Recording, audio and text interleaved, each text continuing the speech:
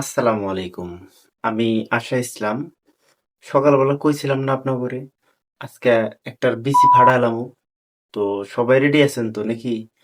আচ্ছা, তাহলে শুরুতে কইয়া রাখি, কিছু সাথে রাইখেন।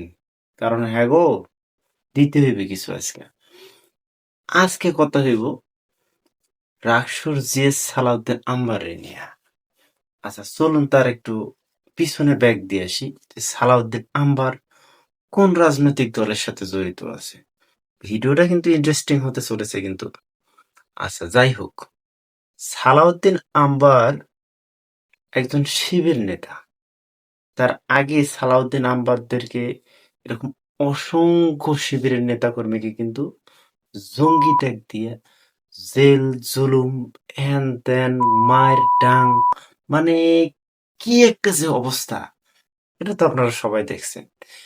এখন যখন সালাউদ্দিন আম্বার এই ঢাকা ইউনিভার্সিটির ভিপি সাদিক কায়েম, তো এরকম সবকটা বিশ্ববিদ্যালয়ের মধ্যে যখন ডাকসুর জিএস এজিএস এরাই মানে সর্বোচ্চ ভোট পেয়ে যখন ক্ষমতায় আসলো, আসার পরে কি হইলো, প্রত্যেকটা বিশ্ববিদ্যালয়ের চেহারাই অন্যরকম। প্রত্যেকটা স্টুডেন্ট, প্রত্যেকটা ভাই বোন স্বাধীনভাবে চলতে পারতেছে। কোনো চাঁদাবাজি হচ্ছে না, কোনো প্রকার ইপ্রেজিং হচ্ছে না। এমন তো অবস্থায় প্রত্যেকটা শিক্ষার্থী এই শিবিরের ছোট্ট ছোট্ট ছেলেগুলা, ছোট্ট ছোট্ট ভাইদেরকে একটা মোটামুটি বিশ্বাস করতে পারছে। শিবির কি জিনিস ওরা কিন্তু বুঝে গেছে। আর আমরা কিছু সুশীল সমাজের মানুষ, ভদ্র মানুষ বুঝতে পারি না। আচ্ছা, যাই হোক, এখন সালাউদ্দিন আম্বার রাকসু রাকসুর জিএস, এই সালাউদ্দিন আম্বারকে বর্বর জাতি আখ্যা দিছে। এই সালাউদ্দিন আম্বারকে প্রাচীন মানব গুহা থেকে বের হইছে এরকম একটা আখ্যা দিছে। এই সালাউদ্দিন আম্বারকে বিভিন্নভাবে মিডিয়ারা ট্যাগ লাগাই দিছে। কেন? সালাউদ্দিন আম্বার বেলচা হাতে একটা কিছুদিন আগে একটা ভিডিও ভাইরাল হয়েছে না, দেখছেন না? এই সালাউদ্দিন আম্বার বেলচা হাতে নিয়ে দুই শিক্ষার্থী নাকি পিটাইছে। কারা বলছে? মিডিয়া বলছে। আচ্ছা, মিডিয়ার একটু হিস্ট্রিটা বলি। তার আগে বলতে চাচ্ছি যে সালাউদ্দিন আম্বার কেন বেলচা হাতে পিড়ে গেছিল। সালাউদ্দিন আম্বারের ভার্সিটির এক শিক্ষার্থীকে আমাদের যাই হোক আর কি, ওই দলের আমি নামটা বলতে চাচ্ছি না, আপনার বুঝালেন। ওই দলের একজন নেতা প্রেমের প্রস্তাব দিছে। প্রেমের প্রস্তাবে তারই কিন্তু ক্লাসমেট প্রেমের প্রস্তাবে রাজি না হয়, তাকে ওই এইটা দেখাইছিল, এটা বোঝেন তো নাকি? আচ্ছা, এটাও দেখাইছিল। তারপর বিভিন্নভাবে হুমকি ধামকিও দেওয়া হয়েছিল। এখন স্টুডেন্ট তো তার সাথে প্রেম করবে না, অর্থাৎ ছাত্রী তো তার সাথে প্রেম করবে না। সে তো কোন ডিপার্টমেন্টের লোক, ওটা তো বোঝেনি আপনারা।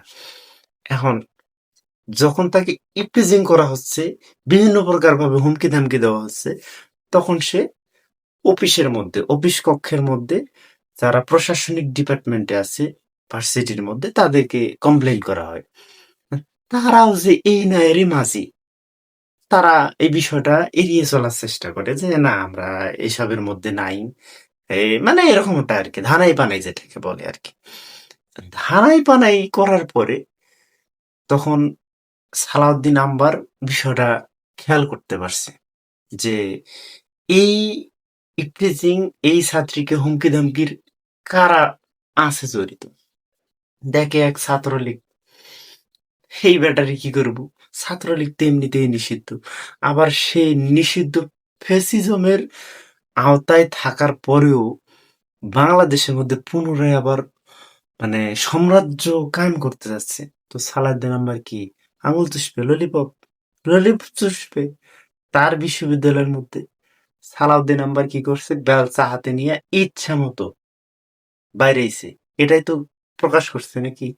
আবার কিছু কিছু মিডিয়া এটাকে প্রকাশ করছে কি সালাউদ্দিন আম্বার ওই দুজন শিক্ষার্থীকে পিটাইছে। কেন ভাই? ডিবিসি প্রকাশ দেখেন, দেখেন আপনারাই দেখেন, দেখছেন তো? আচ্ছা, এখন ডিবিসির ইতিহাসটা একটু ঘাটি দেখি। এখন তো এআই এর যুগ নাকি? আচ্ছা, ডিবিসির প্রতিষ্ঠাতা কে? দেখেন, ইকবাল সাহেব, ডিবিসির প্রতিষ্ঠাতা।